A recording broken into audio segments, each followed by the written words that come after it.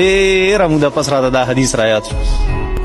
نبی کریم صلی الله علیه وسلم په مکه مکرمه کې بیت الله شریف سره نبی کریم صلی الله علیه وسلم د شپې عبادت کو.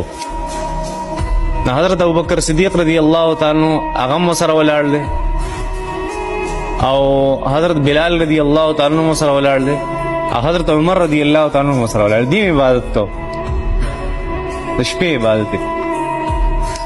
حضرت ابوبکر صدیق رضی الله تعالی عنہ د قرآن تلاوت کو ډېر سلو یې کو، ډېر سلو قلاره کړ. دومره و چې په خپله هم نه اورېدو. حضرت عمر رضی الله تعالی عنہ دومره تیز کو چې هغه رسۍ په مخه راغستی. حضرت بلال رضی الله تعالی عنہ داسې چل کو چې کله به شروع کو الرحمن علم القرآن خلق الانسان علمه البیان اذا وقعت الواقعه هغه څیز به په نیمه کې پرېښودو او بل صورت پې شروع کړي. بیا به کله اذا زلزلت الارض زلزالها. نبي علیه السلام مبارک ورته خیال شو، درې واڼې راوغوښتل ځان سره یې کېنول. ابوبکر صدیق ته ولې دونه سلو تلاوت کې؟ یا رسول الله زه چې چاته اورم که نه هغه زما په زړه کې څه دي هغه مه اوري. چاته چې اورم مناجات دي، الله جل شانو سره پټې دوستانې او د محبت خبرې دي، ضرورت نشته تیز آواز. حضرت عمر ته وی ته ولې داسې تیز لګي یا رسول الله؟ دا غافله خلک دي که نه وایه چې کم پراته دي الټا وایي چې دا رانه خوب ونه کړي راپاسي عبادت وکړي د الله جل. حضرت بلال رضی الله تعالی عنہ دا تا کومه قصه شروع کړي، یو صورت تلانی پوره کړي، بل ته ودانګي بیا دریم ته بیا څلورم ته بیا پنځم ته. او یا رسول الله د قرآن مجید سورتونو مثال د باغونو دی، زه کله په یو باغ کې سرېږم کله په بل کې سرېږم کله دې کې د چا څه کار دی، که دې نه مې وخورم که دې نه خورم که الله اجازت راک.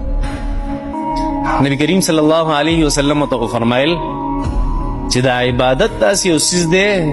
زه تاسو مقصدي خبره ته کوم، دا نبی علیه السلام داسې نه دي فرمایلي، خو مقصدي خبره ته کوم. بیا د هغه نبی علیه السلام والا قول ذکر کوم.